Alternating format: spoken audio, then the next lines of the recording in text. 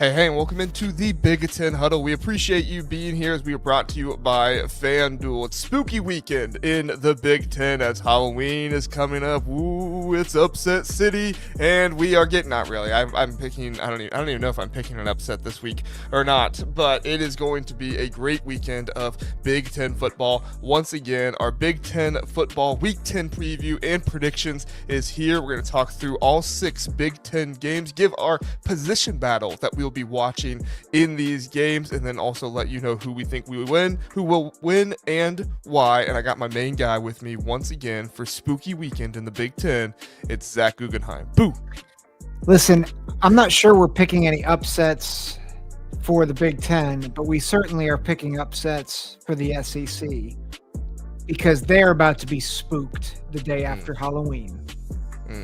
Really, we should have the Big Ten SEC challenge, play challenge on Halloween weekend. I think so. You know what else we need to remind the people of? What? The Paul Feinbaum leaving the country tracker. Oh yeah, I haven't updated that in a while, have I? Yeah. I mean, I think the real spook would be if Paul Feinbaum somehow negates his claim that he would leave the country. I'd feel spooked by that. Do you think he's negating it though, so that way he can run for Senate? I think is what he said he was going to run for. Listen, nothing would say we are more unserious about our country than Paul Feinbaum actually being in the Senate. Wow. Hot political take from Zach to start the show. I mean, could you imagine, whoever is it? I don't know if he's just Senate or House of Representatives. I don't know, but could you imagine that he's in his Senate office taking calls from Phyllis about Bama? Paul, I got to do a job here. Paul. I actually think I would watch a show of a senator accepting calls like that, just to see what people say, just to see how they react. I might not watch it for very long, but I'd at least check out the first 5 minutes. Just to see. It'd be incredibly unserious. Well, is he's like, what the heck's going on? Why are we talking about Feinbaum in politics? It's a very good point. It's spooky weekend. That's why. I was going to say, we do have serious people, and those serious people are Max and the rest of our chat. Max, everybody else being here, we appreciate you being here. Max says, Josh Pate said he thought he might be able to fall asleep with his flex power generator running on tonight's show. He's 100% going to fall asleep and 100% never wake up if he does that. I wouldn't joke about that stuff because maybe someone tries it. I don't know what a flex power generator is, Max. I got to be honest. If it's a new advertisement for Josh Pate, I'm happy for him that he got that advertisement. But you know what? If it's going to power like a heated seat or something for me, I'd probably fall asleep in it too. I thought he was talking about the flux capacitor from Back to the Future, and I was looking for my DeLorean, and it wasn't here. The electric DeLorean now. If they did Back to the Future now, it would be the electric DeLorean. I think one of these days we need to just have a show where we are intentionally trying to jam in as many movie references. We should do it with the Out of the Blue guys. We need to have a home. We're going to go on their show. We need to have them on our show, and we need to try to bang out as many movie references as possible. There we go. Yeah, they'll be like, what in the world are these guys doing? The Out of the Blue guys, they love movie references. I know. But if we didn't tell them we were going to do that and then we just did it, they'd be like, what in the world is going on? No, they would jump right in. Oh, I'm sure. Next week, right? We're doing that next week? Yeah, next Monday. Yeah, so check us out with Out of the Blue next Monday as we come on to talk through all that good stuff. More people in here. Rafay says, what's up, guys? What's up, Rafay? Appreciate you being here. He says, Rutgers is going to shock the world. In parentheses, I'm delusional. I don't know if it's delusional. I wouldn't pick it, but to say it could happen is not delusional. So, yeah. Philip says, Zach, why are you wearing a Halloween costume right now? Zach, who are you? Who's your Halloween costume as? I am Zach Guggenheim. I don't know. I am wearing. So actually, I'm wearing my. I work for.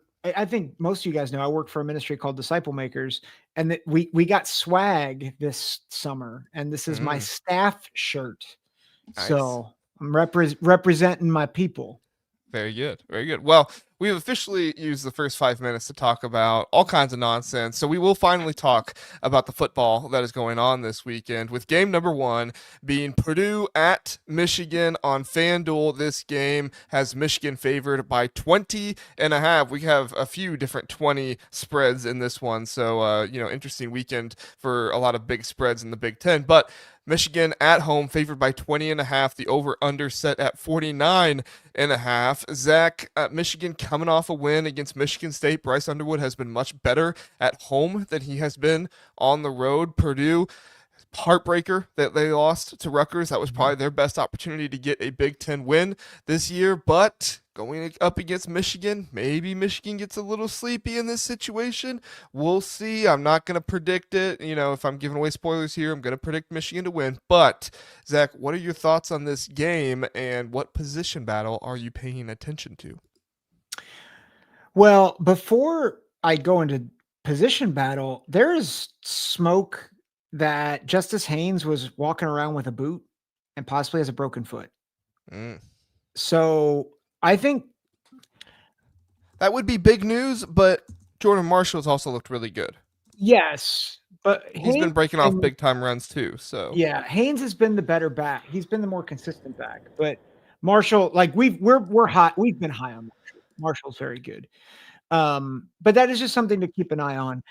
For me, the position battle is Ryan Brown versus Wink Martindale, which I know it's not full position, but I think for Purdue to have a chance in this game, Ryan Brown has to play turnover free, which has been it's been his Achilles heel. I mean, has thrown a ton of picks, has fumbled the ball. I mean, fumbled away the game literally against Rutgers as he threw a pass to himself. So honestly, Purdue probably should have beat Rutgers if not for the turnovers.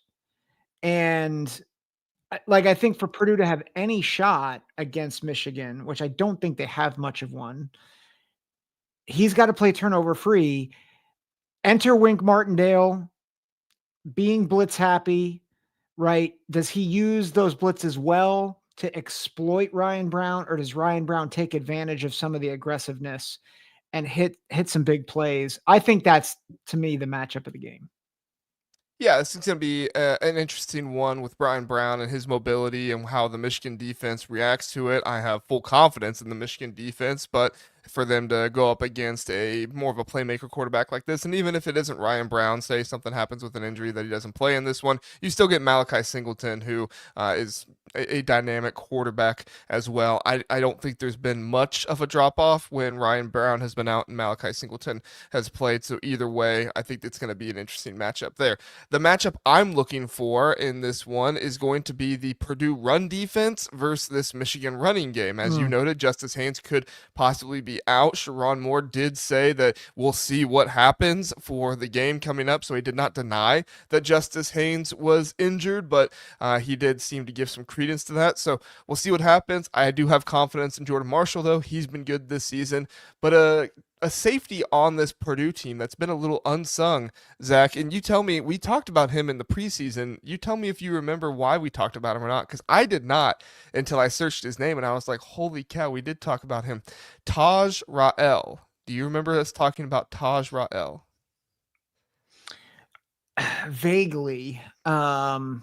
He is the player that got in trouble for possibly giving the playbook to the other team last season, the Memphis transfer that Purdue had to release a statement on and everything. Oh, yes. So, I mean, he's obviously been cleared. He's played every game so far this season, so it's not like there's still controversy in that. But it's just funny to me that that whole thing happened. We didn't really hear about it, and now I'm talking about him again. Not in relation to that, but just overall.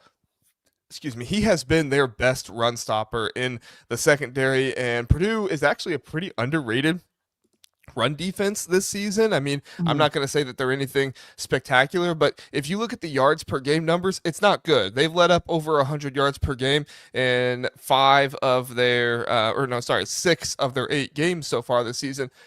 But what they have done the past 3 games is they have not allowed, past 4 games, I apologize, they have not allowed over 5 yards per carry the past 4 games against Illinois, Minnesota, Northwestern, and Rutgers.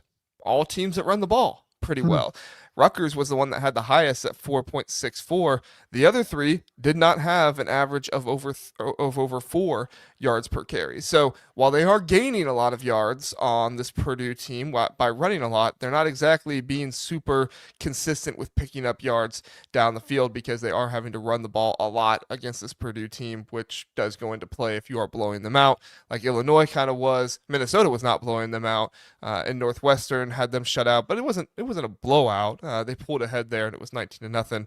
And then obviously Rutgers in that game was close until the end, like we just talked about there. So Purdue is top 5 in the Big Ten in rushing plays allowed of 30 plus yards, which is significant, I think, with this Michigan offense and how much they rely on big plays in the rushing game. And Justice Haynes and Jordan Marshall last game combined for 262 yards and 3 touchdowns against Michigan State. Michigan is the second best offense in rushing play, long rushing plays, as they are second in rushing plays of 30 plus yards down the field. So Michigan does in fact have a bit of a, opponent here, at least in this matchup. I wouldn't say it's an opponent all across the board, but at least in this one, it's something to look at. And if this Michigan team does come out and run the ball very well, I think they deserve good credit for that.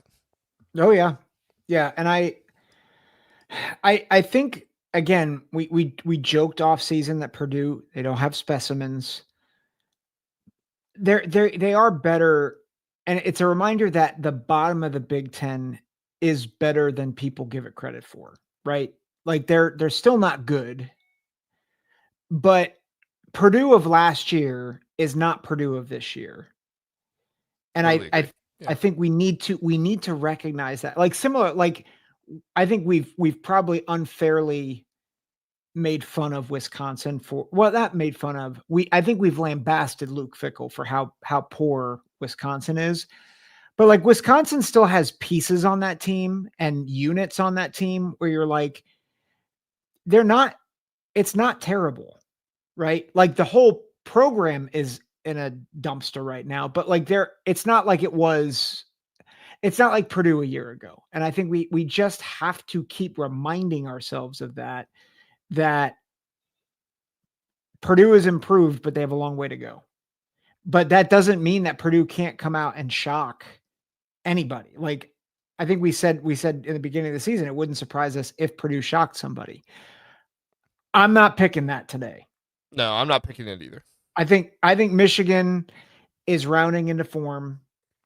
I think I actually wonder if this is a big day for Bryce Underwood as a passer to like really work on the pass game against that defense. Andrew Marsh gets involved, Samaj Morgan, get the tight ends involved. And I just don't think Purdue is going to be able to score what they need to keep this close. I do have Purdue covering barely, but I have 31-13. All right. I have Michigan winning this game 27-10.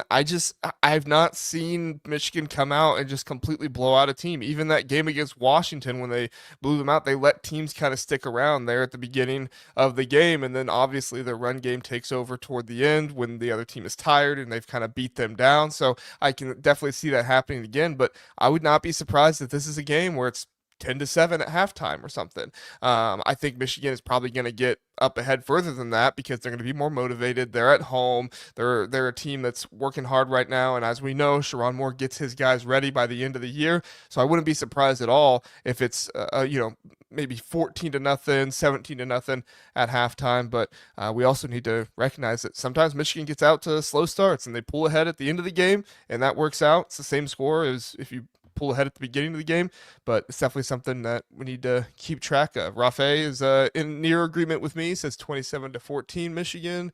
Philip says 28-10. Philip again. People are about on board with us. So There we go. Steely Matt reposted the stream. Thank you for doing that, Steely Matt. We appreciate your support and reposting that. And Hooligan did as well. Yeah. Appreciate you guys doing that. If anybody's watching on Twitter and you would like to repost the stream, that always helps us out, and Yep. we appreciate that. But by the way, Hooligan uh, podcasts for Sound the Siren, Washington podcast, great dudes. If you want good Washington content, go over there. Yes, yeah, great guys over there. We'll have to have them on for Around the Big Ten again. We had the Darker Knight on for the first episode of that, and we'll have Hooligan and maybe one of the other guys on again sometime soon. All right, let's get to the next game. Zach, USC is favored over Nebraska. USC on the road favored over Nebraska on FanDuel. USC is favored by 6.5. The over/under.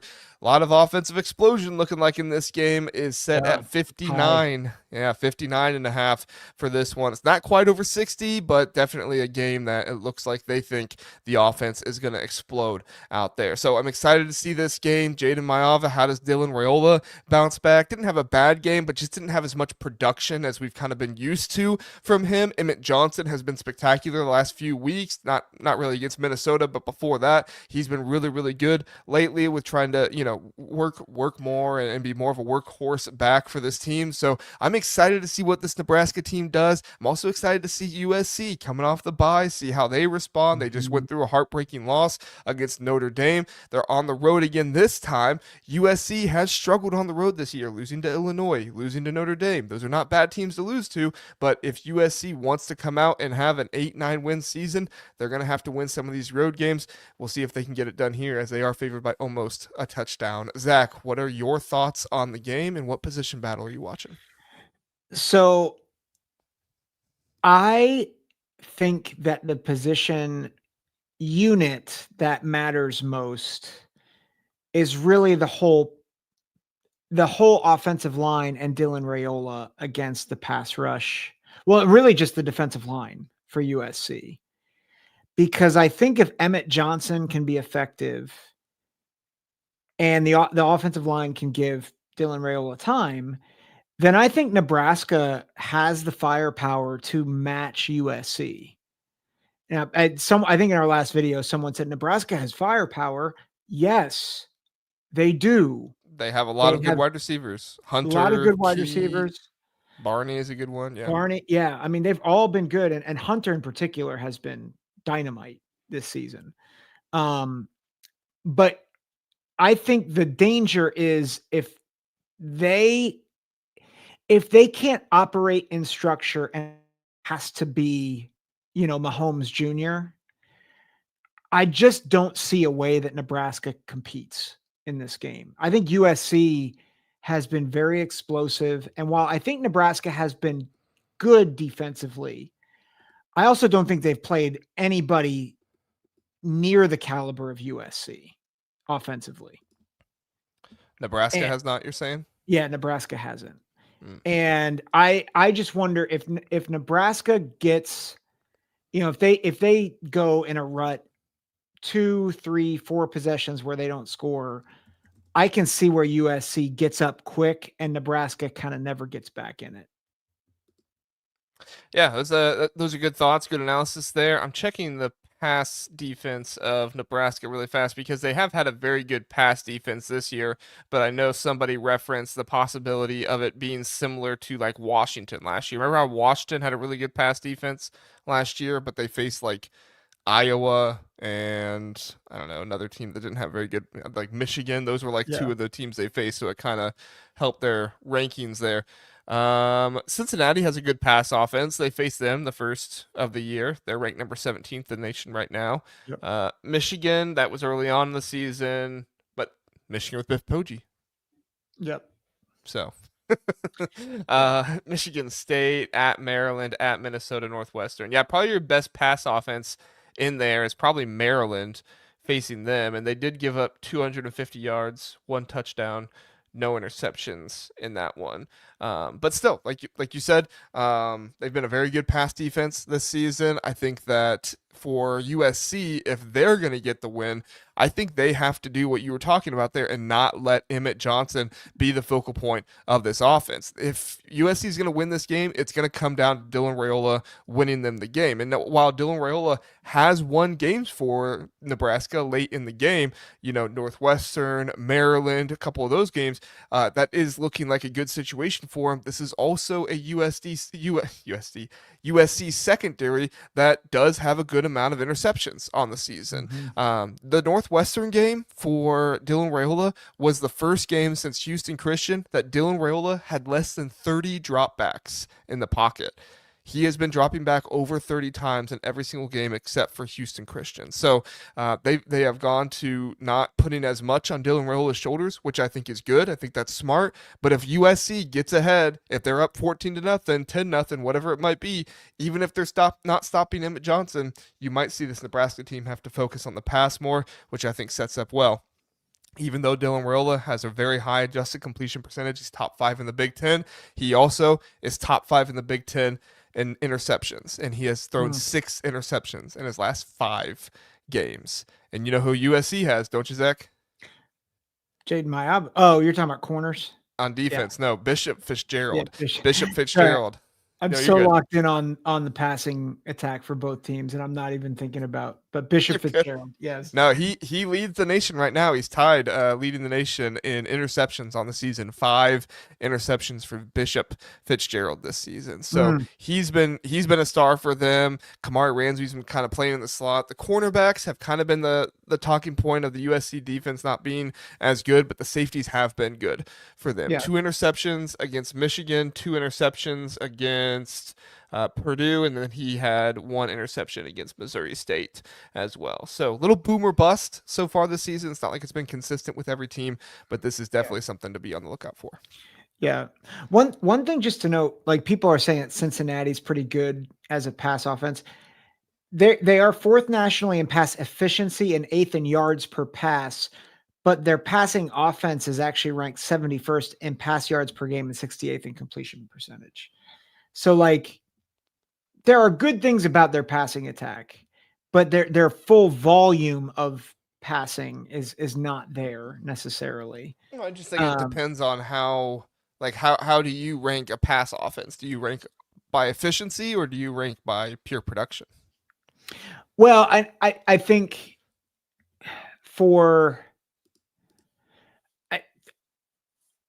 what I might say is that it really doesn't matter what you value. It's more thinking, why was Nebraska able to limit Cincinnati? And what was the reason? And part of it was Sorsby found yards other ways in running the ball. He was a dual threat guy, which is not to say that they didn't shut him down, but I just think it's helpful. Like while they are efficient, they also their volume is not as high. So I think that's just something to consider. USC's volume, very high. Yeah. Jaden Mayava's receivers are a couple levels maybe or more better than Cincinnati. Oh, yeah. Way better, in my opinion. Mekhi Lemon is one of the best receivers in the country right now. Jacoby Lane's been hurt a little bit, but every time he's been in there, he's been a factor as well.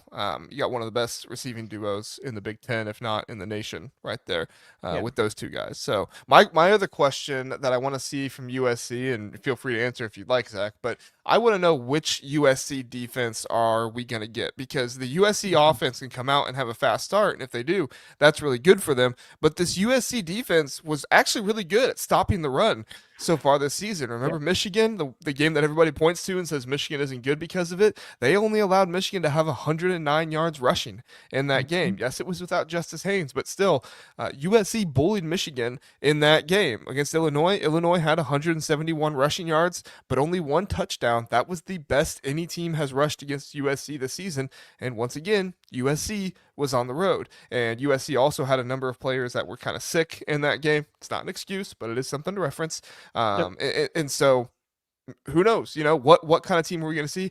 The only thing holding them back, is last week or 2 weeks ago against Notre Dame, where Jeremiah Love and Jadarian Price just ran wild, over 300 yards rushing, 3 touchdowns on the ground that game. So which one are we going to see? Are we going to see the Russian defense that was against Michigan at home, or are we going to see more of the same on the road that we saw against Illinois and Notre Dame? I am inclined to think that you're going to see more of good USC run defense. And I think it's because unlike Michigan and Notre Dame, who have, I think, two of the better run oriented offensive lines, I don't think Nebraska's is great. And I think we've pointed that out several times, that when they are able to get a push, like Emmett Johnson's had I think a really good year, but when has he struggled against more physical teams? And I think USC's defense is better than people give it credit for. And I just don't love this matchup. So I can go ahead. Go with your prediction. Yeah. Yeah. So I actually think this is a fairly sizable mismatch. And I've got USC 38, Nebraska 20. Wow. Big win for USC then on the Yeah. road. That would really set a statement for their kind of road woes. It sent a statement for road woes, but I think it would also send a statement that USC is what they're ranked, 23rd right now? Yeah. Yeah. I think it would send a message that they're actually like a top 15 team. I mean, they should be already, in my opinion. I know they've lost absolutely 2 games, but yeah, I mean, I don't, at the very least, top 20, in my opinion. But they've been down on USC. The AP voters have this entire time. So I don't, I don't know what you want to do about it. Sometimes when it's just they're down on a team the entire year, it is what it is. So I have it closer than you, but I do have USC pulling it out. I have USC winning this one 27-24. I don't know if they completely shut down Nebraska's run game, but I do think that they are going to, give them a good battle, and I think that Nebraska rushes for less than 150 yards in this game, and Dylan Raiola is forced to, drop back more. You might see some interceptions by this USC defense, but ultimately, I think Nebraska's defense is going to play well in this one, and they're going to hold the passing attack of USC, not completely, but they're going to hold them, and then they're going to hold them in the red zone as well. The Northwestern did score 21. I get that, but Northwestern did a lot of work on the ground, and USC, while they still have a good ground game, even without their starters and stuff, I do think that that's going to be hindered a little bit, and Nebraska's defense is going to show a good performance. It just is not going to be enough. We'll see. Agreed. So we'll see what happens. All right, Zach. Hey, everybody, before we move on, please do like and subscribe. Hype up the video if you can. We appreciate everybody who does that. If you're listening on podcast, 5-star rating, review really helps out the podcast, the channel. Overall, trying to give you guys the best Big Ten football and basketball content out there. Basketball season starts next week. We'll be having videos and shows and all that kind of stuff about basketball as well, doing some live reactions. That's kind of what we do with basketball a little bit more, so it should be a good time. All right, Zach, let's move on to Michigan State at Minnesota. Michigan State at Minnesota. The Gophers are favored by 3.5 over the Spartans. The over-under is set at 44.5 on FanDuel. Minnesota coming off the very difficult loss to Iowa. Michigan State coming off the difficult loss to Michigan. Both coming off rivalry game losses. Michigan State was at home. Minnesota was on the road. That flip-flops. Michigan State is on the road here. Minnesota is at home. Your thoughts on the game and the position battle you're looking at, Zach? I'm shocked at the line and the over-under. It feels high, like the over-under feels high and the line feels low. Like I would have thought Minnesota would have been like a 5.5 point favorite, 6.5 point favorite. So like that just, especially at home, that just kind of screams to me like just it's weird. Like there's something going on that I don't I know don't think about. the power ratings have not valued Minnesota very highly this season. And also we don't know if Darius Taylor is going to play in this game or not. So they may That is a good point. they If may know Darius about Taylor that is too. not playing. Yeah. Which, by the way, we have no information on that because when PJ Fleck was asked about it, he said, "I don't deal with that. That's the medical staff." So Yeah. unless anybody has an interview with the medical staff, don't think we're going to know until the availability report on that one, as PJ likes to do. Yeah. I'm still, though, even to your point, like power rating, like I'm looking at, I know this isn't necessarily a power rating, but Sagarin has Minnesota at a 72.35 and has Michigan State at 69.24. So about a full 3 points ahead of them, not including home field advantage. So that just, I don't know, it just feels for two teams where offense has not been. I think the over under feels high because the like offense has not been necessarily a strong suit for either team. And I think the line, it just, yeah, it feels low, even with the lack of clarity about Darius Taylor. I just think it feels off. Yeah. I get that. I get that for sure. I do think, there's just people out there not valuing Minnesota probably as highly as after that Iowa game. I mean, you and I both Yeah, know that winning on the road in the Big Ten is tough, and Iowa tend to has Minnesota's number, so it's not necessarily surprising that that happened, but it is something that definitely hurts you in power ratings and stuff.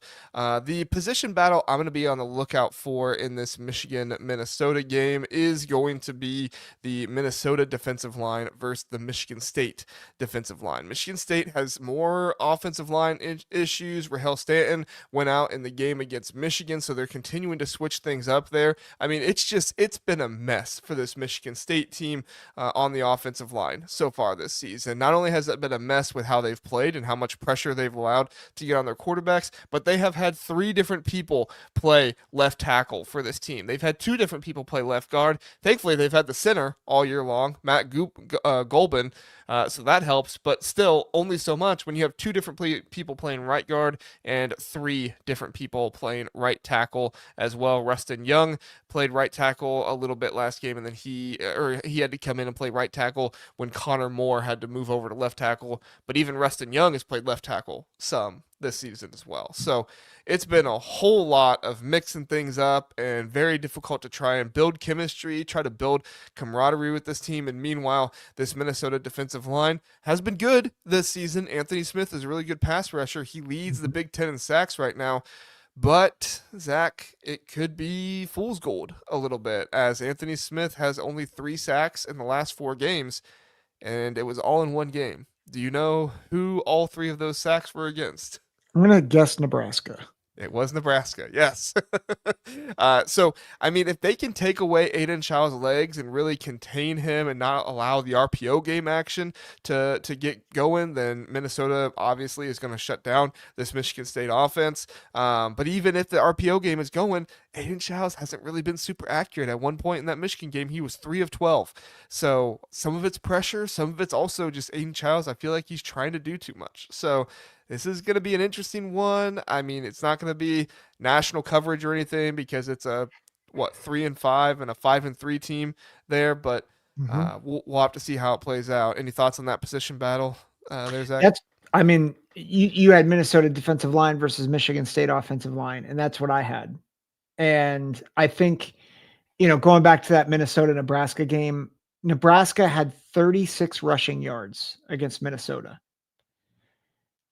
I think Nebraska's offensive line has issues, not near the issues that Michigan State has. So I just, this is a bad matchup for Michigan State. To me, this, and watch Michigan State wins this game, but to me, this is the biggest lock of the weekend. That Minnesota goes, covers. Yeah. And not, again, I'm not a betting man. I'm not giving betting advice. I'm not. No, but what I do. It's a common way to reference things in football. Yeah. It's not necessarily betting advice. Yeah. It's just referencing things. But yeah, I mean, I'll go ahead and give my score. Go ahead. Yeah. I had 24-10 Michigan, not Michigan State, Minnesota 24, Michigan State 10. And I honestly think it's 24-3 late in the fourth quarter. Yeah, I had the same exact score, 24-10 in this one. We had some other score predictions in here. Minnesota was 35-14 for Phillip. I think that was the only other one in there. Yeah. They're talking If about Rutgers versus Ohio State and giving score predictions for oh that one right gosh. If Darius Taylor plays, does your score change? now. No, maybe another touchdown. Okay. Not much. Yeah. I mean, I think well, can't pronounce his last name. If Jegba, I probably completely butchered that. I apologize. But the backup running back there for Minnesota, I know AJ Turner is out, but the other backup there, he's been coming along better in Yeah. this one, and I don't think you need a dominant rushing Uh, attack for Minnesota. Fame Ijaboy. Ejeboy, that's right. Sorry, Ijaboy. He's your boy. Ijaboy. Ejeboy. Sorry, Uh, that's bad. I'm sorry. No, I don't think you need a, super great rushing attack for this Minnesota team to be able to beat Michigan State. I know that's probably a little disrespectful to Michigan State, but this is just not a good football team right now. Jonathan Smith is most likely fired by the end of the year. I mean, and they're back to the drawing board of trying to hire a new coach. Maybe they'll hire James Franklin. Who knows? Or I wonder if they actually keep Jonathan Smith another year because the amount of jobs that are open right now, I'm not sure who takes Michigan State if you have LSU, Florida, Penn State, all these other jobs open. Yeah, but are they really in the same pool as those teams? I mean, I'm not saying Michigan State's a bad job, but I No, don't think I don't think I'm they're just saying vying for the same, like they're probably in a similar like UCLA, Virginia Tech tier there. yeah, I just wonder if you wait another year so that you have a fresh run at other coaches. But Yeah, I think the fans might riot if that happens, but yeah, maybe. that might That's very happen. possible. So, we had a question in here. Doc P said, "John, do you feel Ohio State not being tested will hurt them come postseason?" I actually do feel like Ohio State's been tested this season. Mhm. Now they've not been super tested in like a close end of game scenario. So if that's what you're referencing, I do think they probably need that at some point this season. But I still feel good about the Buckeyes. More than anything, I think that it would be nice to see Julian Sayin in a pressure situation, to see how he Yeah. responds. He responded well in Texas, but that game was never really dependent on him to do anything to win the game. So if you're talking Yeah. about like, have they played anybody good? I think Washington was a good team. Illinois, Texas, I think those are all good teams. If you're talking like Yeah. pressure into the game situation, they need a score. I could see it. I could see it being something that, might give them some trouble at one point if they're not used to that happening. I am getting pretty tired of people saying that Washington is not good, particularly offensively. And I'll just say, like, I love college football nerds, but they said Ohio State hasn't played any good offenses. And I'm like, listen, I will I will concede that maybe Illinois is not very good, and I will concede that Washington may not be elite, but Washington is freaking good offensively. Yeah, that's a mistake. And Illinois and Washington are both very good yeah, offenses. but I mean, Washington, if you look at all the metrics, Washington's 8th in FPI offensive efficiency. They're 19th in SP plus offensive efficiency. They're 16th in FEI offensive efficiency. They're 22nd in yards per play. Like this whole thing, like that Ohio State hasn't played anybody good and they haven't been tested. I just think is madness. Yes, they have not been taken to the wire. But like they have played first round guys at wide receiver. They have played first round guys on the defense in Texas. They've played good quarterbacks. And I'm not, the question is a valid one, but it's valid because a lot of people in the media, just because Ohio State's been so dominant, they're like, well, they haven't played anybody. It's like, no, they're just playing at half speed because they don't have to flex. That's all they're Yeah. doing. I'm tired of this. They haven't been tested crap. Yeah, they haven't. They've all been listening to Paul Feinbaum too much. So, Paul. Sorry, podcast listeners. I'm just imitating what it sounds like when Paul Feinbaum yells into his microphone. Or yeah, sorry, when his callers call into his microphone. call into his microphone. Yeah. Yeah. No, I mean, it's to say Ohio State hasn't played anybody good. Just lunacy at this point. I mean, Yeah. just because they don't have a number next to their name doesn't mean they're not a good team. But of course, that's what the SEC fans will try to do. Yeah. At this point, they're actually using preseason rankings right now on Twitter. I don't know if you've seen that. Well, Ohio State beat the preseason number 1 team. I know. How about that, people? Yeah. So let's all right. let's just keep moving, moving the what's it called? The why can't I think of that phrase? The goalpost. Thank you. Let's keep moving the goalposts. Speaking of moving on, let's move on. Yes, let's move on. It's okay. Indiana at Maryland. FanDuel has Indiana favored on the road here by 21.5. Wow. The over-under is 50.5 for this game.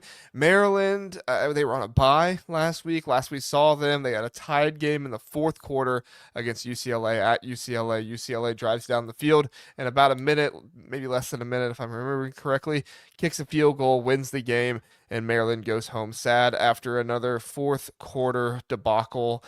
This Maryland team has not been great in the fourth quarter. They've been pretty good in the first 3 quarters. I'll have a stat on that here in a little bit, but this is going to be a fun game to see if Maryland has any life the rest of the season, but I have no question that Indiana will win this game by at the very least 2 scores. It's nothing against Maryland. It's just this Indiana team is blowing everybody out at this point, and I think they're destroying people at this point. So, Zach, your thoughts on the game and what position battles you're going to be looking at?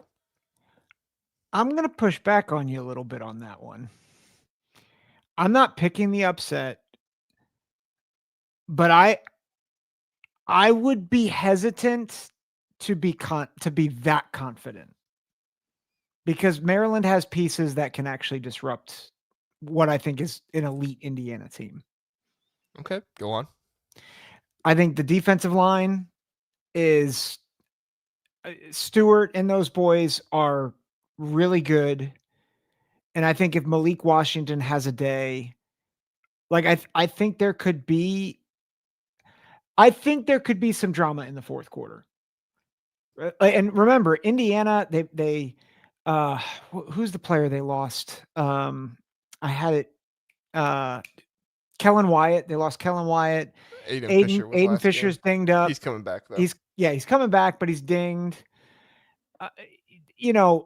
I think Indiana has more depth than they've had in the past. And everybody knows, I'm an Indiana believer. They're number 1 in my poll. So this is not me criticizing Indiana. This is me saying they're going on the road against Maryland. And Maryland's not UCLA. Maryland's not Maryland of last year. They did just lose to UCLA though. That's fair. 2 weeks ago. But Maryland also had to travel to UCLA. Okay. I just think I did the same thing with Indiana and UCLA last week. When I saw the score here, I was going to bring up Indiana UCLA last week. I might be overhyping Maryland. Well, I do think I have to verbally process. Maryland deserves respect. All right. This is not me picking Indiana to cover in this game because I don't think Maryland is good or anything like that. I just think that Indiana is a very, very good football team. And even despite injuries and having guys out, even if Aiden Fisher is limited in this game, which they really don't have that many guys out, they've played without Kellen Wyatt for a few weeks now. But even if they are limited with a few players in this one, I still feel really confident in this Indiana team. Now, the position that I will say in Maryland may give Indiana some trouble, and I'll be watching it, not necessarily because I think it'll win Maryland the game, but because I do think it's one of the best tests for Indiana so far this season is the pass blocking of Maryland for their offensive line versus the defensive line and the pass rush for this Indiana team. Indiana's been elite this season with their defensive line, 4th nationally in sacks at 3.4 sacks per game. But Maryland has a much better offensive line, pass blocking offensive line than people give them credit for. They have only allowed 2 sacks of Malik Washington this Mm. season, protecting the QB very efficiently. And those 2 sacks were not even put on the blame of the offensive line, according to PFF. PFF has the offensive line has given up 0 sacks for Maryland so far this season. They put the blame of those sacks on the quarterback. You can argue the validity of that.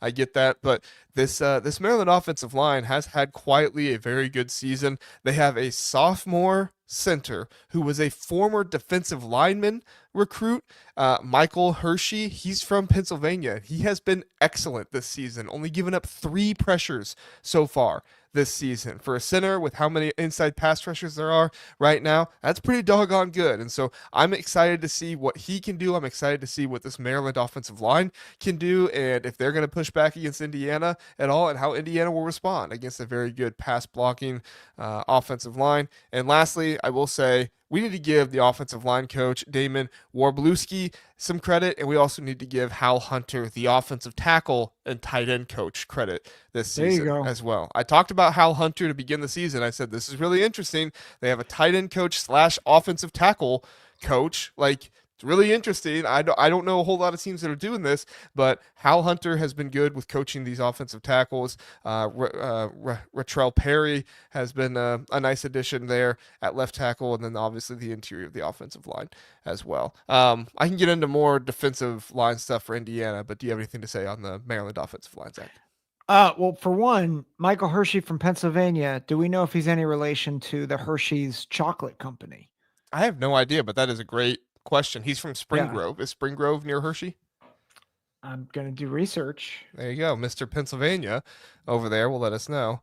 Um, HWF3 says if Fisher is out, that moves Isaiah Jones off the line. He is our sack leader. Yeah, he was the green dot when Aiden Fisher went out, and they didn't miss a step. He was like player of the game after Aiden Fisher went out. Forced fumble, half a sack I think he had in that game. Like he was the tackle leader for the team. So, yeah, I mean, all that. But Max says he is heading. Hold on, Dave. Sorry, I didn't mean to bring that one up. He says I'm heading to Hershey, Pennsylvania in 10 days. Mm. And Christian Pulisic is from the soccer player. It's from Hershey too. There you Interesting. go. He is 45 miles from Hershey, Pennsylvania. Oh, I don't know if that means he's related to anybody, but it's interesting. I mean, if I were him, I would see if I could get free access to Hershey Park off my last name. That's just what I think. In all seriousness, it's a great story for Maryland and for him. They have played really well.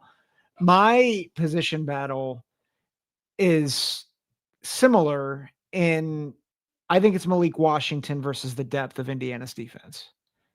Because I think, it's not just that Aiden Fisher's banged up and Kellen Wyatt's out. Mikhail Kamara was being worked on last week. He was in the injury tent for a bit. Is Indiana able? This is the one big question with the Hoosiers: is do they have the depth to really compete week in and week out? I think they do, but I think that is a question that we have to ask with Indiana. And I think Malik Washington, if he plays clean ball, I think that can really give Indiana some trouble. Now, I don't think it's upset trouble, but I think he can give them trouble because he's talented. He's dual threat. I think that could be, and especially with the offensive line, I think they can give him protection and time. Yeah, I mean, if Malik Washington has a really good game, it could definitely happen. I have my reservations with that happening for Malik Washington because they do rely on him to throw the ball like 50 times a game, and I just think a true freshman quarterback going up against this Indiana defense, if the offensive line was better at run blocking, I might feel better about that, but this team is only rushing for like 101 yards per game at this point. It's not good up front run blocking for as much as we give them credit for pass blocking. And this Indiana team, I mean, just go look at all their games. They're very, very good at stopping the run and getting good pass rush. Even with Mikhail Kamara, HWF3 says that Sig challenged Kamara by name to find another gear this week. Even with him needing to be challenged, this week, this pass rush has still been really, really good. I mean, what was it? Like 4 or 6 sacks or something like that in the second half against Oregon. And that's a really good offensive line right there. So this is a situation where Maryland can kind of prove themselves if they play well, and Indiana's going to be given a good, stiff competition here. Zach, remember how I said at the beginning that Maryland's been good in the first 3 quarters of the game? They have outscored opponents 175-50 in the first 3 quarters this season. Maryland has. But Maryland has or Indiana? No, Maryland has. Maryland is a wagon in the first 3 quarters. Huh. 175-50. That is an average of 25-7 per game. Wow. So it's quite the average. Now, Indiana, on the other hand, you ready for this one? Indiana in the first 3 quarters, they have 298-65. So, see, Maryland is kind of a wagon in the first 3 quarters, and then they fall apart. No, give them more respect. They are a wagon in the first 3. You don't outscore teams 175-50 and not be a wagon. No, let me finish. Let me finish. All right, they're kind of a wagon. Indiana's a legit wagon. Okay, all right. Okay, I will go with that. I will say Indiana has played one more game, so their average comes out to 37.25 to 8.1. So actually, Maryland has given up less points per 3 quarters than Indiana has this season. So watch out. Stats. First 3 quarters. I went out and I counted all that myself. I was like, I want to see the difference between these 2 teams in the first 3 quarters. Can I ask before we give our score predictions, can I ask maybe a dumb question? Now that I've said the word wagon like 100 times, where did this term even come from? I don't know. I just like it. What does it even mean that someone's a wagon? Think it's I've always thought it's like you hop along the wagon, right? Like it's going through. It's hard to stop. Like you hop along the wagon. I'm asking AI right now. Yeah. We'll answer Cameron's question here while you consult AI. It says, do you think Robin Hemby will do most of the running since he came from Maryland last year? I think he'll want to. I don't think Cignetti personally would care about all that stuff as much. So I think he probably would need to prove it to Cignetti. But, sometimes some coaches care about that. Maybe if it's like a blowout, he'll let Hemby get some more run time there. But I think at the end of the day, Cignetti's going to go with whoever's running the ball the best. Yeah. So I asked AI what does it mean to be a wagon? It's like a dominant team. And I'm like, but why? Hey, I can't give it to you. Well, I'm asking the why question now. Oh, wow. This is a slow AI. Yeah. Well, no, I asked what. Now I'm asking why.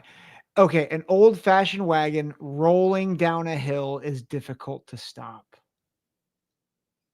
And that's what Indiana and Maryland is. They are just first 3 quarters of the game down the hill. The only difference is that Indiana just keeps going down the hill. Maryland's goes with a slope. I'm not using this term anymore. I don't like it. I like it. Well, I'm for it. I don't like it.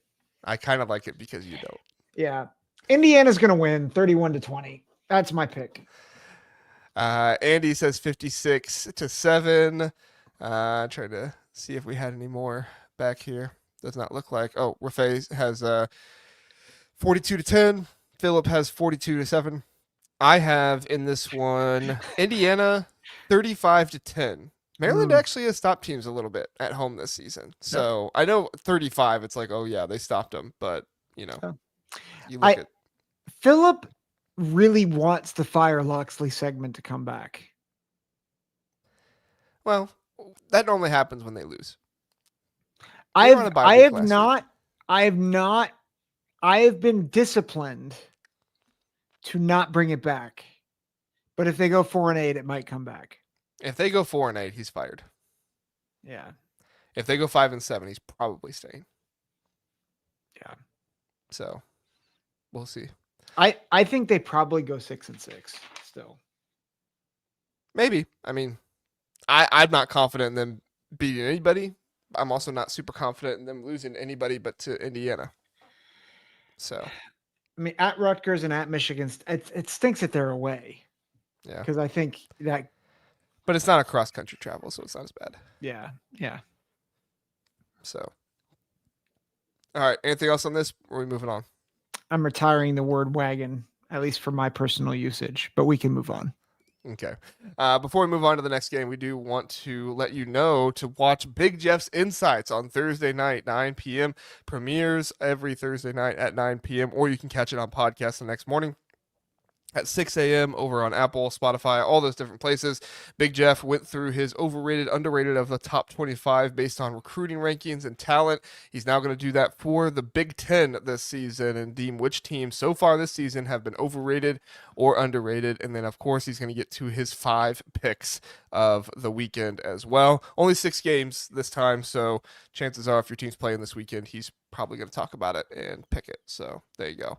All right, moving on to Zach. Rutgers at Illinois. Sneaky game here. I'm excited about this one. I think it's going to be an interesting one. No real playoff implications or anything like that, but this is just like a classic Big Ten battle where we have two. No, it's not a classic Big Ten battle. The over-under here is 62.5. Rutgers at Maryland on FanDuel. Illinois is favored by 12.5. It is insane to see an over/under of 62.5 in a game where Rutgers is playing, but that is where we are at so far this season. Both of these teams are having major defensive issues right now. There's been some rumblings about Greg Schiano possibly called that had the play calling for the defense in their game against Purdue. Brett Bielema said that he made a presentation to his entire defensive staff about Rutgers Monday morning. First thing, he was not he was not happy with the defense at all in that Washington game, which I don't know how you could be. They scored on every single drive except for one, and he felt like it did hinder the offense because it made the offense feel like they had to press a little bit more and score, and that was part of the reason why they turned the ball over and didn't look as good. I totally agree with Brett Bielema. I think he obviously knows what he's talking about, but I think that it's interesting that we have two teams here that are both dissatisfied with their defense, both defensive head coaches, and both of them are trying to make changes right now. Rutgers, changes looked pretty good last week against Purdue. Offense, maybe it wasn't as much as you thought it should have been, but changes look pretty good. We'll have to see if Illinois can come out with similar changes in this one. Zach, your thoughts on the game and your position battle? Yeah, my position battle, Rutgers wide receivers versus Illinois DBs. I think for Rutgers to have a chance in this game, they're going to have to go blow for blow with Illinois. I think Illinois' offense overall is better. And I think if Rutgers is going to win this game, it's going to be on the backs of KJ Duff, Ian Strong, DT Sheffield, and Kaliak Manis throwing them the football down the field. And if Ian Strong plays. I think Ian Strong's probable. He's at least questionable, if not probable. But I think I think for Rutgers to win, I know you're talking about defense, but I think for Rutgers to win, they have to be explosive along the football because I just don't think you can trust their defense. Well, I mean, it's likely that they're going to be explosive too. This Illinois secondary has not been good this season. I mean, you've had some good play from a few players here and there, but you had injuries in that Indiana game. You've had targeting penalties that have taken key players out. Xavier Scott is still not back for this Illinois team. We've not heard any rumblings of him coming back at all. So, I mean, you would think you'd hear something at some point, but we haven't heard anything. So, you have Tanner Heckel out there as like the slot cornerback, and he has just been not great. I hate to call out a player like that, but I mean, it's really astounding how much this Xavier Scott was imperative to this team, not just because of how good he is, but also because of how not good the backup is for him. Tanner Heckel is finding himself out of position multiple times. I mean, still, like this is like his 5th start this season. He is still finding himself out of position. He is still the fish. 4 for 4 targets against him last week. He had 3 missed tackles, so it's not even like he's going up there and playing well in the run game. He is missing tackles. He is allowing his guy to catch the ball. I'm looking for a big DT Sheffield game possibly Mm. in this one if Rutgers really starts getting him the ball against Tanner Heckel. But it's going to be interesting. If Ian Strong is back, that is just one more thing for Illinois' corners to deal with. Cox has been okay here and there. Juice Clark has been able to do some good things. Like he did okay against Jeremiah Smith. He held him under 50 receiving yards, but Ohio State also didn't have a whole lot of yards in that game because, they had short fields due to turnovers and stuff. So I don't know how much you want to take with that, Yeah. but overall, like if this Illinois team is going to win this game and not get into a shootout, even if it is a shootout, I think they can win it. But if they're going to for sure win this game, they're going to need this defense to step up and play much, much better, especially that secondary for Illinois. Mm-hmm. Agreed. So, any thoughts on like the Illinois offense versus the Rutgers defense? Like we're kind of just assuming that they're gonna score really well here. I think it's a good assumption with the improvement Yeah. of the Illinois offensive line and Luke Altmaier being the experienced guy he is. But if they feel like they have to press again, they could get themselves in some trouble. Well, and I think we have to remember they're at home, and really I think you've seen them struggle against just better defenses, right? Like, and even Washington isn't a great defense, but they have pretty good talent on that side of the ball with Dacario Davis and several other players on that roster. And so they've really struggled against either good to elite defenses. Rutgers is not that. And I think Luke Altmaier is mature enough. He has not turned the ball over much. He did have 2 turnovers last week, but I just don't think that's going to be. I don't think Rutgers has the capability of really slowing down Illinois.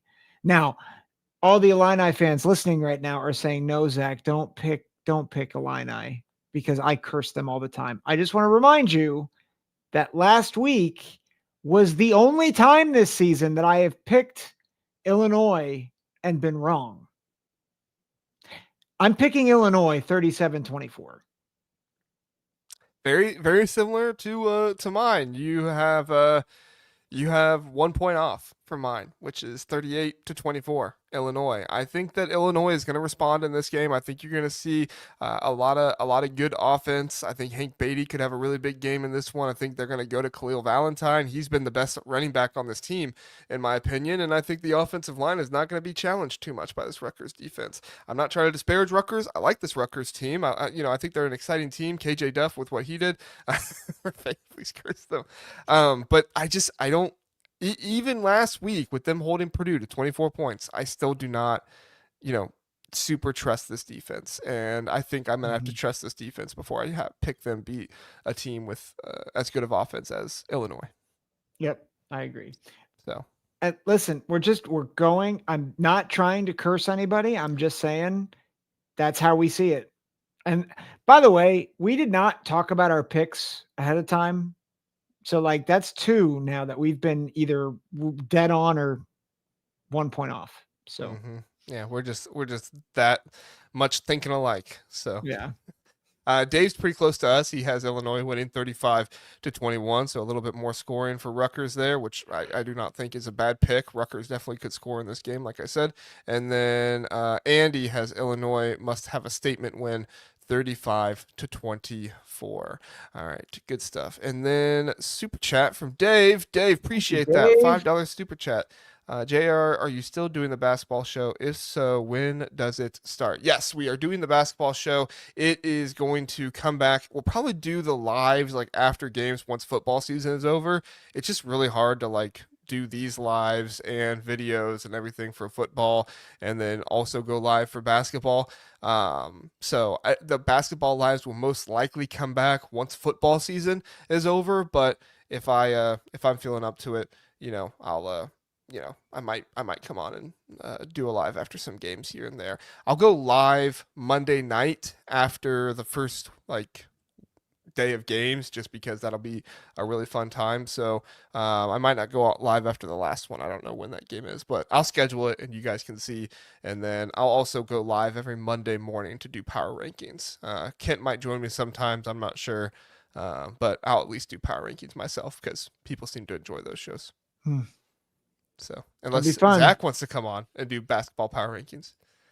Nobody wants me to do basketball power rankings. Nobody wants me to talk about basketball. They dribble the ball really well.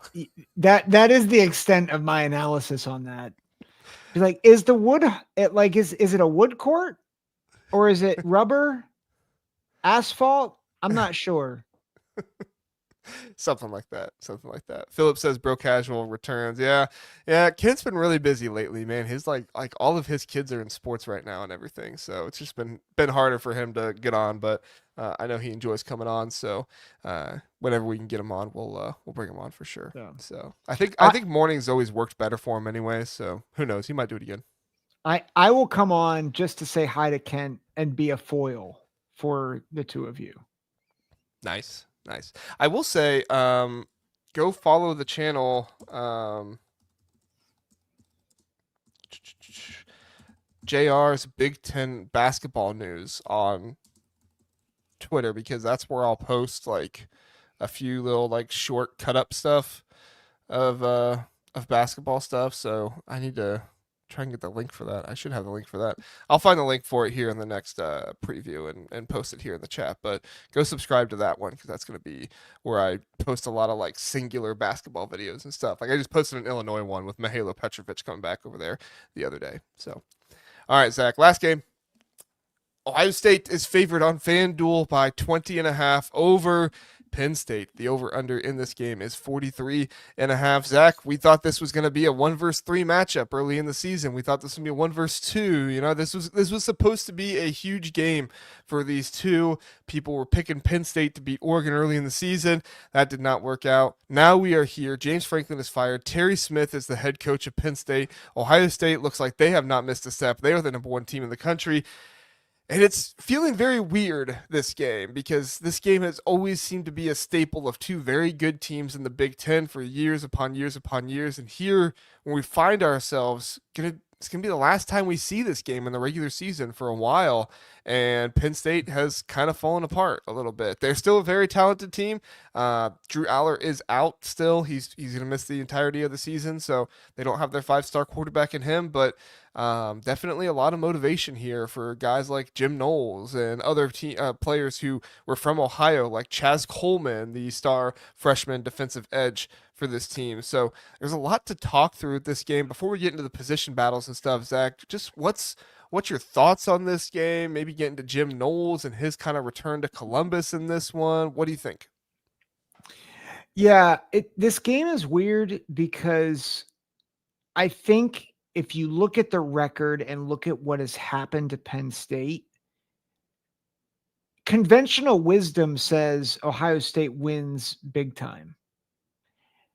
And I think you add in, you mentioned Jim Knowles, Ryan Day Today was asked about Jim. They have not stayed in touch. It wasn't a great breakup between Jim Knowles and Ohio State. And I don't think the Jim Knowles experience has been particularly helpful at Penn State. I think it's taken longer to install the defense, which I think a lot of people said that might happen. You need to take a victory lap on that because you were right. I was not. I thought, well, we can get into that in a second, but take your victory lap on that because you were right on that one. Well, I to be fair, I think a lot of people thought, I think a number of people thought that, and I wouldn't say I was all the way there. I think I was on the fence. I'm not so sure about that. But I mean, to be fair, I also picked Penn State as my national champion. So I clearly wasn't all the way over there. But I'll take a mini victory lap on it. But I think so. Conventional wisdom, I think you would look at this game and be like, oh, Ohio State's going to mop the floor with them. I'll just remind you what Ohio State, Penn State has been over the past 10 years. There have been very few blowouts. 2015, it was a 38-10 blowout. 2020, it was a blowout, but it was probably closer than people expected. Aside from that, it has it's been fairly close. Like even 2022, where the score, I think it was 44-21. That game is incredibly misleading. Like Penn State was controlling that game for a large stretch of that game. 2021, where Penn State was a disappointment, it was a close game. 2023 and 2024, they were close games, like one score games. So I just don't. I know that James Franklin's not there anymore, but the DNA of that program is still there. They have talent, and I think they have a matchup they can exploit, which is their defensive line against the right side of Ohio State's offensive line. Tegra Shabola and Philip Daniels and Josh Padilla have really struggled the past few weeks. Tegra Shabola has been below average. Philip Daniels, and he's been below average kind of all season. Philip Daniels has struggled the past couple weeks against Wisconsin, against who'd they play? Illinois. And Penn State's defensive line has got legit dudes still. Like they haven't performed as well as you'd like, but Zane Durant and Denai Dennis Sutton and Chaz Coleman and those boys can get after it. So I would just caution anybody, like the line to me, even if you pick a blowout, I think the line feels too big because of the talent that Penn State has. Yes, Penn State has talent. I agree with you there, but it's just not being utilized. Like that, there's a reason why I brought up Jim Knowles at the beginning of this one, and it's the fact that right now this Penn State defense is not playing fast and free. This Penn State defense is thinking too much, and honestly, it's kind of what was happening at Ohio State last year until Ryan Day told Jim Knowles to change the defense. I mean, there were guys for Ohio State last year that were in their third year of playing in Jim Knowles' system and were still thinking too much. They've said it in interviews after the fact. Now, I thought Jim Knowles would learn from that and say, oh, okay, the defense is much better when I do it the way Ohio State and Ryan Day had me do it. I don't like that they had me change it, but I'll go someplace else and show them that it can work anywhere. No, he went someplace else and said, I'm going to do it exactly the way I want to. And it's turned out to not be very good. So to me, this entire game for Penn State hinges on if Jim Knowles has changed things or not. And honestly, like I know we're doing position battles, but like my position matchup in this one is the offensive coordinator versus the defensive coordinator for Penn State. It's Brian Hartline versus Jim Knowles, and there's also some talk there with Brian Hartline possibly going and being the head coach of Penn State. You know, like if Brian Hartline puts up 40 on Penn State, are they more likely to hire him to be their head coach? I don't know, but it is interesting to think through all of this stuff. And Ryan Day in his press conference today, he made it pretty clear that there are bad feelings between him and Jim Knowles. Now he didn't come out and say that, but when he was asked, how he felt about him, he said, some people, some relationships when they break off are good, sometimes they're bad, and we can all feel certain things. And then he kind of paused and he looked up and he said, "But we are human." And I was like, okay, message received. So you can tell this game means a lot to kind of show things to Jim Knowles. Zach, tell me if I'm crazy here, but this kind of feels like Michigan last year. Ryan Day coming in with something to prove. He's got an agenda, it sounds like. There were rumblings that, I mean, we talked about it, that Ryan Day had an agenda of trying to run the ball in that game. Is Ryan Day too caught up in a personal vendetta here, and he's going to focus more on trying to take down the Penn State defense than he is and actually just trying to go out there and win the game? You think about Penn State, they have a backup quarterback. The offense is most likely not going to be good, but they do have a good running back in Katron Allen. They're going to try some new things with some young wide receivers. I don't think that's going to work super well for him, but if Katron Allen can get loose and have a couple big runs, you could see some points for Penn State. And if Jim Knowles comes out there and really gets in Ryan Day's head, this could be a game close into it. I'm not saying I'm picking it, but like this is giving me Michigan vibes a little bit from last year. And it's at home. This is another home game for Ohio State, just like it was last year for Michigan. So I was going to pick this game close. And everything you just said just gives me so much confidence that Ohio State's going to run away with this. because I agree with you. It does have Michigan vibes, except there's no M logo on the Penn State Nittany Lion. No, but there's a personal vendetta for Ryan Day. Yeah. He's had other personal vendettas, though. And every single one of them except Michigan, like Holtz. evil, right? Yeah, Lou Holtz. And like, please don't yell at another elderly man after the game, Ryan. We do not need to relive that, okay? Sorry, go ahead. No, but like, I just like there is a sense of like angry Ryan Day, and like angry Ryan Day under control. Like I think Ryan Day has learned his lesson, and he did not say it was a matchup game, but he said it's going to be a fight, which typically whenever he says it's a matchup game, it's like, all right, prepare for him to kind of be conservative. And like, he didn't say it's a matchup game. He just said they're talented. You don't know what to expect. And I don't know, just as you were talking, I'm like, this isn't Michigan.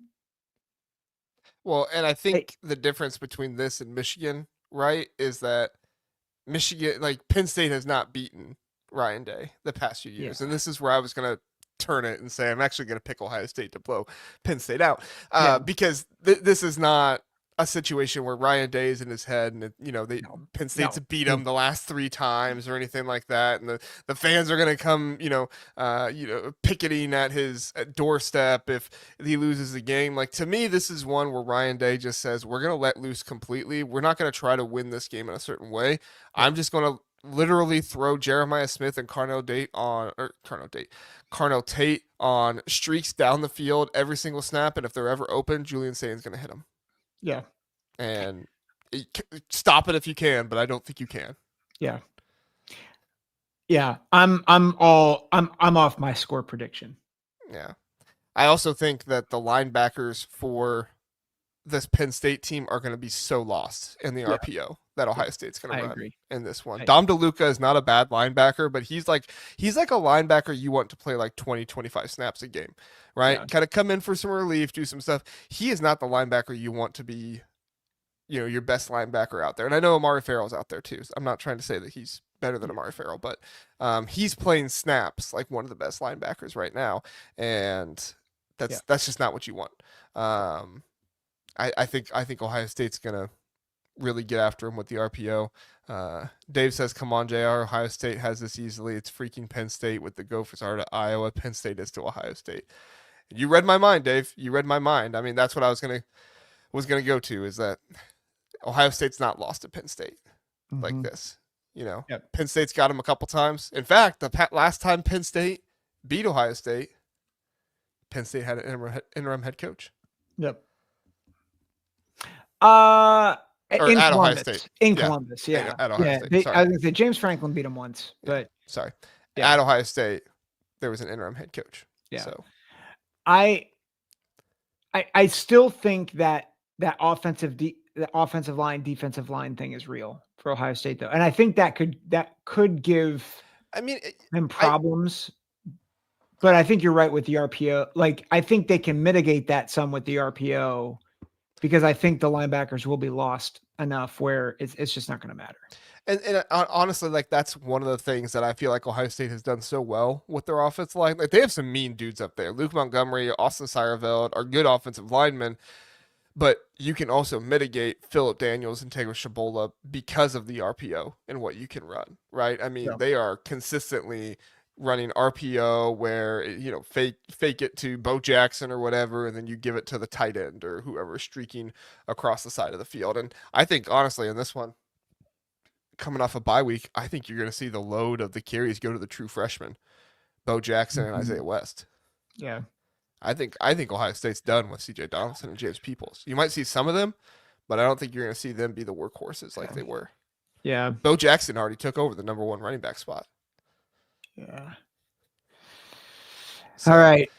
I have Ohio State winning this game 38-10. I think Penn State's going to get a few plays here and there, probably get to 10. Maybe it happens early in the game. I still think Katron Allen's a good back. I think Vega coming back for Penn State is really going to help their offensive line. But I think Penn State will get some stops of Ohio State, but I think also I cannot imagine that Jim Knowles has completely changed the defense to make it more simplified at this point. You could do that with 3-year players in your system. I don't think you can do that in a bye week with players who have been in your system for less than a year. Yeah. So, what was your prediction? Well, so my original prediction was 24-13. I can't pick that. Because I've convinced you not to. Yeah, well, I just think the narrative in my head, I was thinking about like James Franklin, Penn State teams with a Manny Diaz at defensive coordinator without personal stakes. I just think this is Ryan Day is going to be out for blood. 42-6. I think he is too. I think he is too. Yeah. I just don't. And I think the more I think about it too, I'm thinking about the offense. I just don't. Even with Vega coming back, I just don't see how this Penn State offense is going to move the ball against this defense. Yeah, I think Katron Allen, the run game, I think, Andy Kotelnicki's taking a lot of crap right now, and I get it. Like, the guy's not been good this season, but he still does do a lot of different things, and give him a bye week. I'm sure he's going to scheme up some stuff. Maybe they're trick plays, whatever it is, and maybe they just don't work on Ohio State. I mean, that's very possible too, but I mean, we were hyping this guy up as the best offensive coordinator in the Big Ten in the preseason. I have to think he gets at least one touchdown on Ohio State. Counterpoint, backup quarterback against Matt Patricia. Yeah, I mean, that's true. And he also has had a bye. Yeah, that's true. But he's also only seen 1 week of the backup quarterback. So I don't think that's going to matter. Okay, yeah. I think he's going to have that kid seeing stars. Yeah.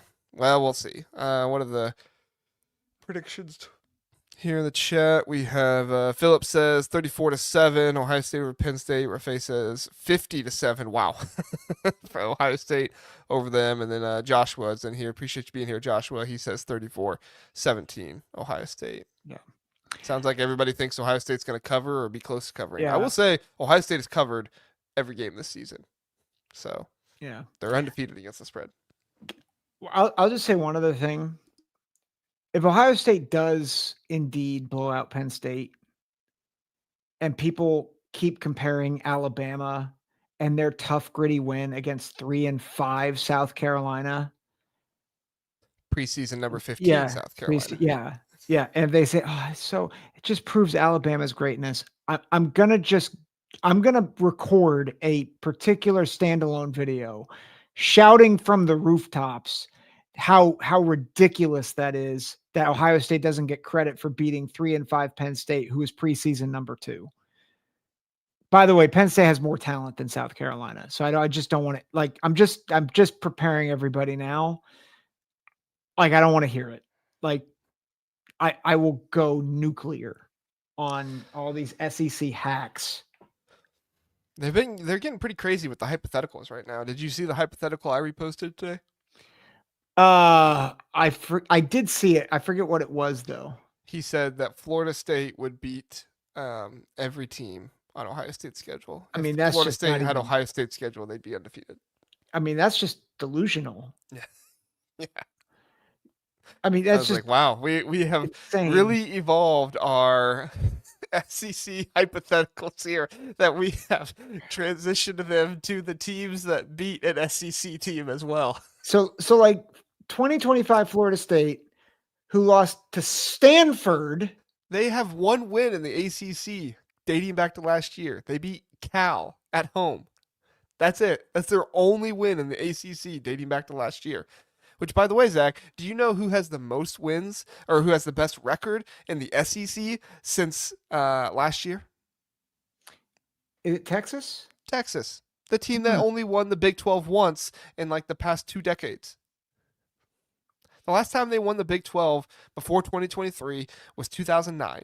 They won the Big 12 once since 2009 or 2010, whatever it is.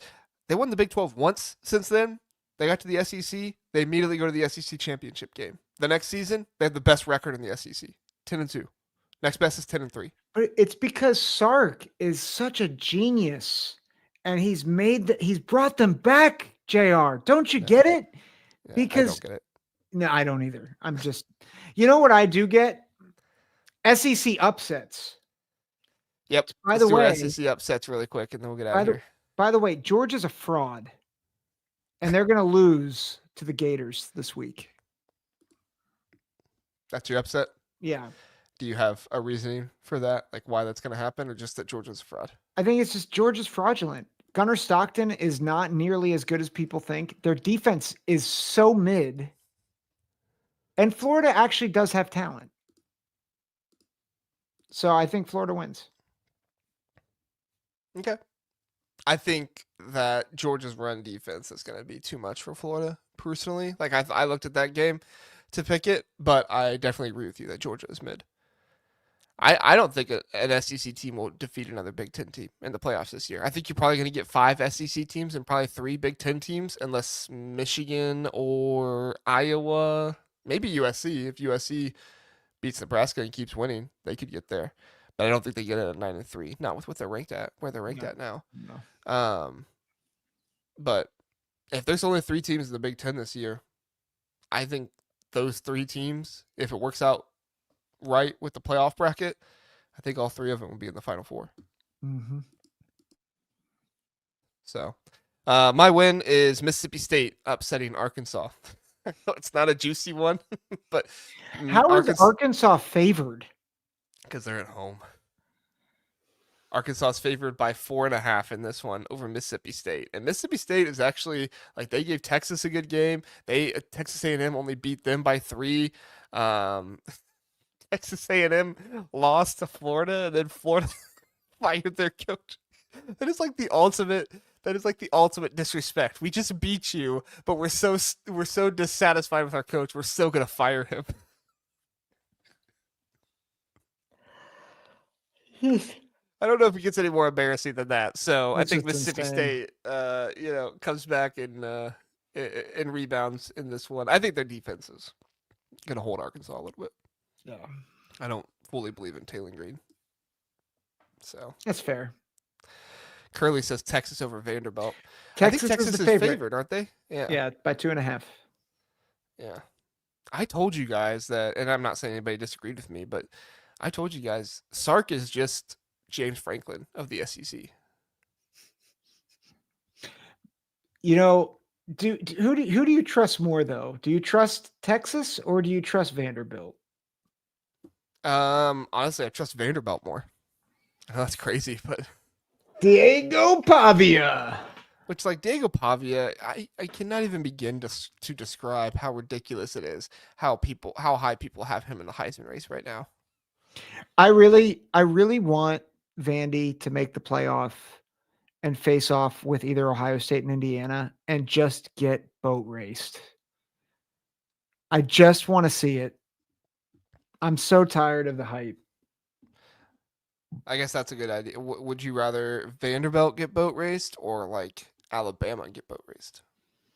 I mean, Bama, absolutely. Okay. But like, there is a part of me that's like, let Vandy be the 8 seed, beat BYU as the 9, and then Ohio State or Indiana as the 1 just murders them. Mm-hmm. Curly says, look at Pavia's stats. Are you saying like in a good way? Because his rushing stats are pretty good, but like, yeah.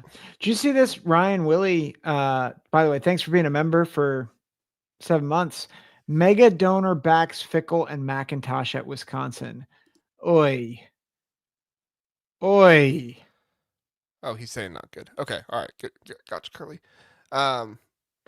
Yeah, is that the worst news a Wisconsin fan could get? Yeah. I hate to say that. Oh boy, I feel bad for Wisconsin fans. Yeah, that's lame. Yikes.